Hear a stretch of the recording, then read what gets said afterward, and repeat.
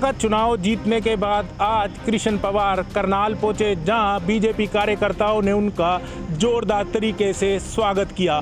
आपको बता दें कि देर रात तक जो है काउंटिंग हुई और काउंटिंग के बाद जहां बीजेपी से उम्मीदवार कृष्ण पवार थे वो अपना चुनाव जीते, वहीं कार्तिकेय शर्मा भी जो है अपना चुनाव जीते।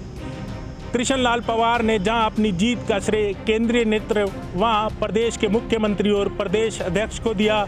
वहीं बात करें तो कृष्ण पवार ने कांग्रेस पार्टी पर निशाना साधा और कांग्रेस पार्टी में फूट की बात कही। वहीं कुलदीप बिश्नोई को पार्टी से निष्कासित किए जाने की चर्चाओं पर भी कृष्ण लाल पवार ने बयान दिया और उन्होंने यही कहा कि कुलदीप बिश्नोई ने अपनी अंतरात्मा से वोट किया है। वहीं अगर कुलदीप बिश्नोई बीजेपी पार्टी में आते हैं तो बीजेपी पार्टी में उनका स्वागत किया जाएगा। अब ये तो आने वाला समय ही बताएगा कि पार्टी उनके खिलाफ किस तरह की कार्रवाई करती है और कुलदीप बिश्नोई किस पार्टी में जाते हैं। वीडियो जर्नलिस्ट अजय के साथ करनाल से कमल की रिपोर्ट। सभा चुनाव में कांग्रेस को मुंह की खानी पड़ी है। वहीं बात करें तो कांग्रेस के जो आला नेता है वो भी कहीं ना कहीं चुनाव के नतीजे से नाराज है। बात अगर करनाल की करें तो करनाल के असंध हलके से कांग्रेस विधायक शमशेर सिंह गोगी भी काफ़ी गुस्से में नजर आए और उन्होंने यही कहा कि जिस तरह से कुलदीप बिश्नोई ने खेल किया है, कहीं ना कहीं वो पार्टी के साथ गद्दारी की है। वर्किंग कमेटी का सदस्य होने के बाद भी उन्होंने ऐसा काम किया है। पार्टी को इस पर कहीं ना कहीं सख्त एक्शन लेने की ज़रूरत है। अब ये तो आने वाला समय ही बताएगा कि पार्टी किस तरह का जो है कुलदीप बिश्नोई पर एक्शन लेती है। लेकिन कहीं ना कहीं जिस तरह से कांग्रेस की हार हुई है वो इस समय ज़रूर हरियाणा में चर्चा का विषय बनी हुई है। जहां बीजेपी से कृष्ण पवार जो राज्यसभा का चुनाव जीते हैं, वही कार्तिकेय शर्मा भी अपना चुनाव जीत चुके हैं। फिलहाल आने वाला समय ही बताएगा कि कुलदीप बिश्नोई पर कांग्रेस पार्टी किस तरह की कार्रवाई करती है और आने वाले दिनों में हरियाणा की राजनीति में किस तरह की उथल पलट होती है। वीडियो जर्नलिस्ट अजय के साथ करनाल से कमल की रिपोर्ट।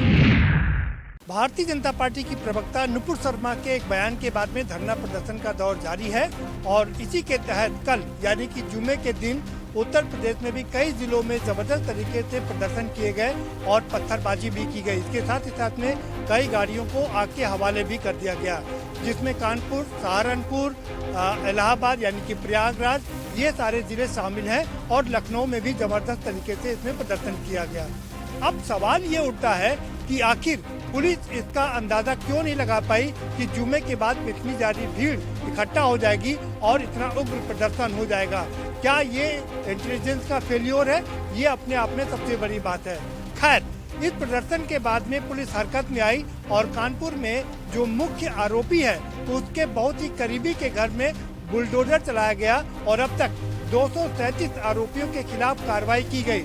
यहाँ तक एनएसए के तहत भी कार्रवाई की गई है और इसी को लेकर के मुख्यमंत्री योगी आदित्यनाथ ने आज एक बहुत ही अहम बैठक बुलाई, जिसमें SP, SSP, DM, commissioner, IG और डीआईजी स्तर के सभी लोग शामिल रहे।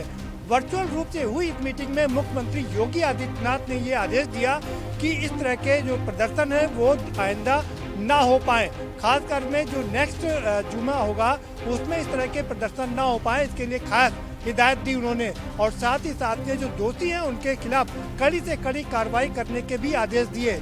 अब सवाल ये उठता है कि मुख्यमंत्री योगी आदित्यनाथ तो लगातार कोशिश कर रहे हैं कि प्रदेश में अमन चैन कायम रहे, लेकिन जिस तरह से ये धरने प्रदर्शन हो रहे हैं और पुलिस का इंटेलिजेंस लगातार फेल्योर हो रहा है, तो क्या आगे पुलिस इसको रोक पाएगी, ये देखना काफी दिलचस्प होगा। Pradeep Vishwakarma, MH1 news, Lucknow. लोकसभा उपचुनाव में क्या इस बार दोबारा दौड़ेगी साइकिल या इस बार खिलेगा कमल?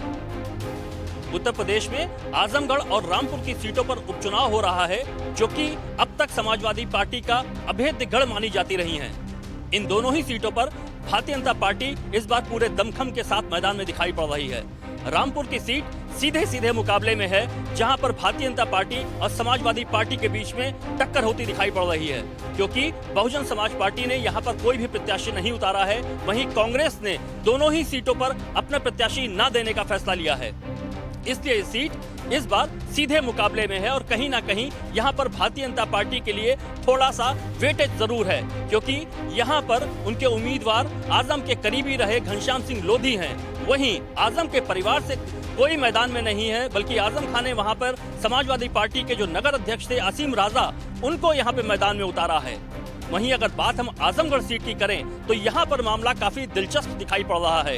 यह सीट त्रिकोणीय मुकाबले में दिखाई पड़ रही है, जहां समाजवादी पार्टी में अखिलेश यादव के जो चचेरे भाई हैं और कभी बदायूं से सांसद रहा करते थे धर्मेंद्र यादव, उनको यहाँ मैदान में उतारा गया है। वहीं यहाँ पर अगर भारतीय जनता पार्टी ने जो है दिनेश लाल यादव निरहुआ पर दोबारा से भरोसा जताया है, वहीं बसपा ने यहाँ पे बड़ा गेम खेलते हुए अपना प्रत्याशी उतारा है और शाह आलम उर्फ गुड्डू जमाली को यहाँ मैदान में जगह दी है। इस तरीके से ये सीट जो है वो त्रिकोणीय मुकाबले में दिखाई पड़ रही है। आज यहाँ पर भारतीय जनता पार्टी के लिए भोजपुरी स्टार्स की पूरी फौज मैदान में उतर पड़ी। लोगों के बीच निकलकर जो उनके प्रत्याशी हैं दिनेश लाल यादव निरहुआ, उनके छोटे भाई खुद यहाँ पे प्रचार के लिए उतरे, जो खुद भी भोजपुरी एक्टर हैं। उन्होंने कहा कि हम चुनाव हारने के बावजूद भी हम लोगों ने आजमगढ़ को नहीं छोड़ा, ये हमारी धरती है, हम वो नहीं हैं जो कि चुनाव जीतने के बाद यहाँ से चले जाएं, इसलिए इस बार हमको मौका लोग दें। और उनके पीछे जिस तरीके से भीड़ दिखाई पड़ रही, उससे लगता है कि यहाँ पर एक रोचक मुकाबला देखने को जरूर मिलेगा। अब देखना होगा कि 23 जून को लोग किसके तरफ अपना फैसला देते हैं और 26 तारीख को किसके सर पर जीत का ताज सजाते हैं। कैमरा पर्सन राशिद के साथ अमित पाठक, MH1 न्यूज, लखनऊ। राज्यसभा के लिए हुई वोटिंग को लेकर अशोक तंवर ने कांग्रेस पर जमकर निशाना साधा। रतिया में आम आदमी पार्टी कैंडिडेट के पक्ष में प्रचार करने आए अशोक तंवर ने प्रेस कॉन्फ्रेंस के दौरान राज्यसभा में हुई वोटिंग को लेकर कांग्रेस पर काफ़ी वार किए।